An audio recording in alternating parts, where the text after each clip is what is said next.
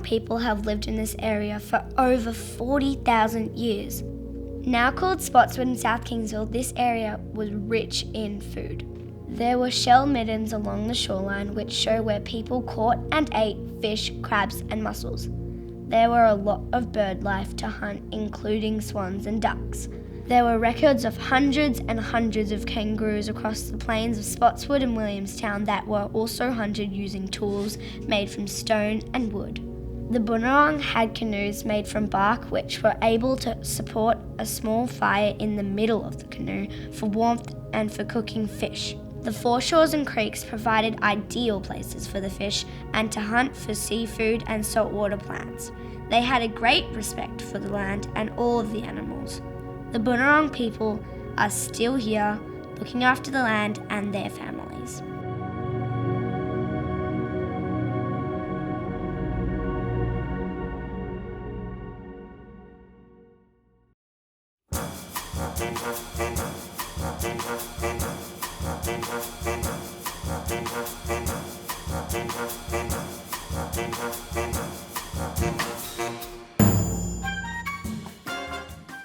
In my shopping house, I live with my partner and 2 children and dog Frankie. And in the shop, I run art classes, turn-based art programs, mainly for kids, but for adults also, and I make costumes. One day, the son of the original owner knocked on the door asking if he could come and have a look through the property. He lived here from the late 40s to the late 70s. His family ran a French bakery during that time.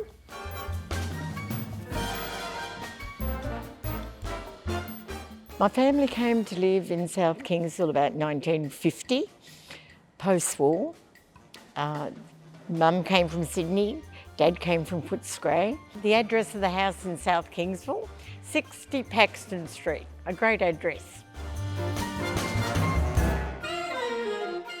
Mr. Brown, he had a big brown hat and he'd come with an empty pan on his shoulder, usually during the night, and he'd remove the old one and put the new one in. He'd always knock first. I remember Mum getting caught once and she said, yes, he said, madam, I want that pan. The house I lived in was a First World War soldier settlement home built for my grandfather who lived with us until he died in 1957. Dad worked at the Spotswood Hotel in a part-time basis. After finishing his job as a bread carter, he would come back, probably 2 hours working there, and I would often wait in his car and drive him home after I got home from work, getting off the train at Spotswood.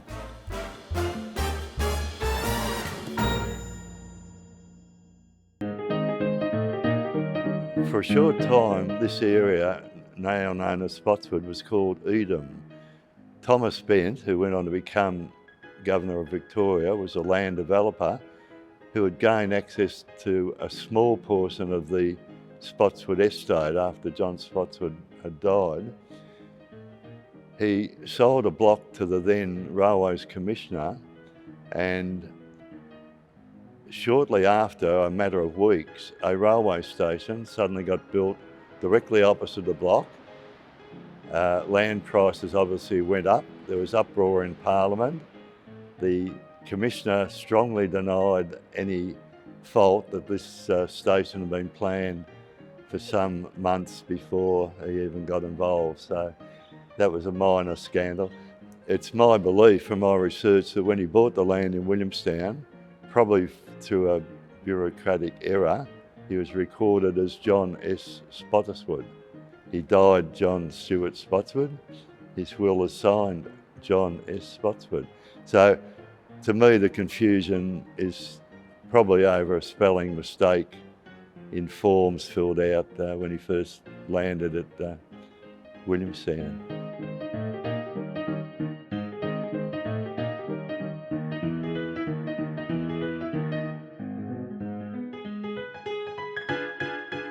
This house was originally owned by an elderly lady called Mari Smith, who used to volunteer down at the local opportunity shop, and everybody knew her, and she, when she passed away, it came up for sale.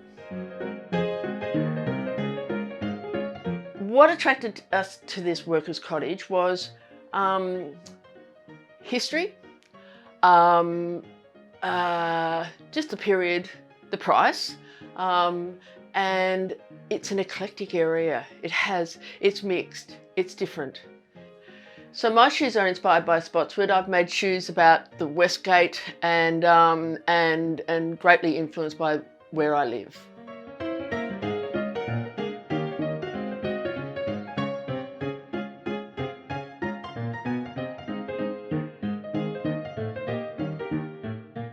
Yeah, so when they were looking to construct Melbourne's sewage scheme in the 1890s, they made the decision that the treatment plant would be situated at Werribee on the western side of Port Phillip Bay, and they needed, because of the size of Melbourne, to raise the sewage with pumps to reach, so it could actually gravitate and reach Werribee, and they needed to pick a location for the pumping station that could be all parts of Melbourne could drain to that one site. So Spotswood, being close to the mouth of the river, is sort of pretty much the lowest point in Melbourne, so it was a natural spot to pick for the pumping station.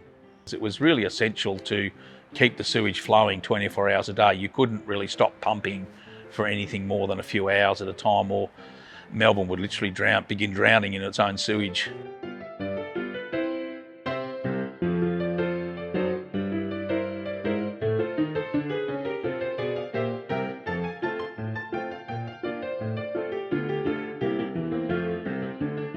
I love Spotswood.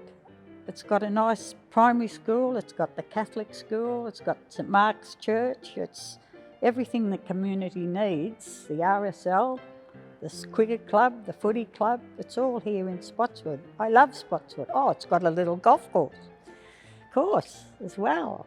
So it's all in the little confines of, what, half a mile by half a mile by half a mile. In the 40s and 50s, my grandparents' bakery, I knew it only in Yarraville, I'll call it, as it says right on the border. They had 3 horses and 3 carts. The horses covered the different areas. Up towards the rising sun was one cart. That was the way it was done. The horse knew the round as good as the bread carters, and they'd move up a few doors as they realised we'd serve bread.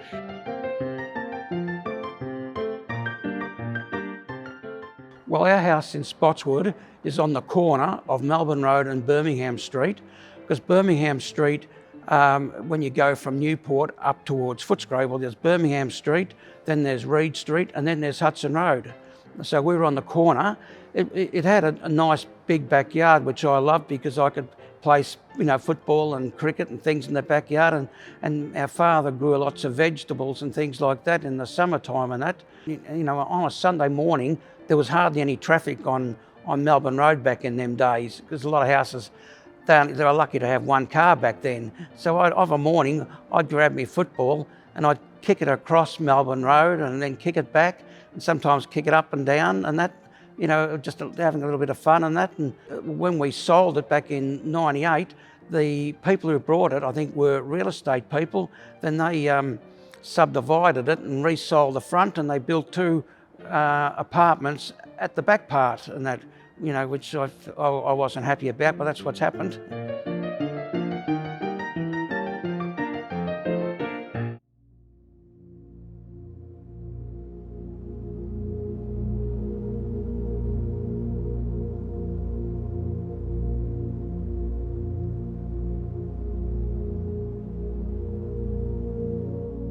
I recall on October the 15th at 11:50 in the morning, 1970, a terrible disaster happened that affected everybody's lives in Spotswood. There was a howling north wind blowing, and I'd been at Fred's Emporium, a shop in Yarraville, and you could see it from the Spotswood playground that there was no bridge there, it was missing. Very early after the bridge had collapsed, the police brought over a bundle of names of everybody working on that particular day at the Westgate Bridge. I was told, please don't read the names, because at that particular stage, it was in the lap of the gods who had gone and who hadn't. Well, in the community, there was a lot, well, with my school community, it was a lot of sadness and that there, because there was, another boy in my class lost his brother and that, and the other one lost his father and that. It's still a horrible day, I think, that everybody remembers.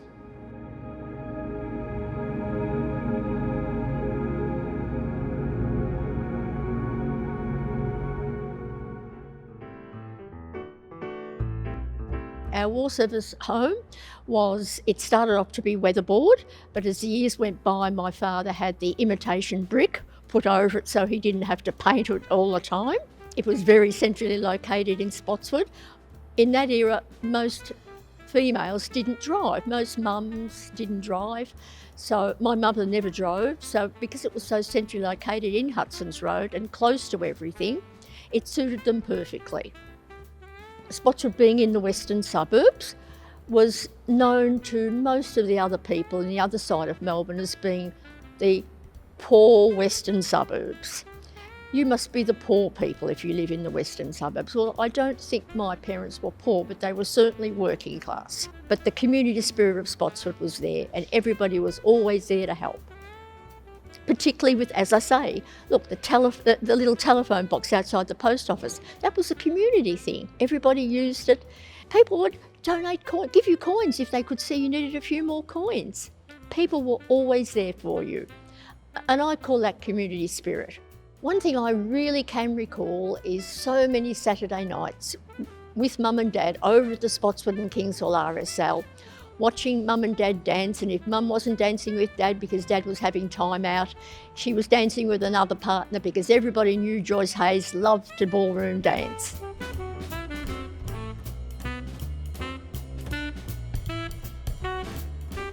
My family came to be living in this area when Dad came here when he met my mum, and they bought in this area because it was cheaper, easily accessible for them, and they were close to family. So it hit all the nails on the head.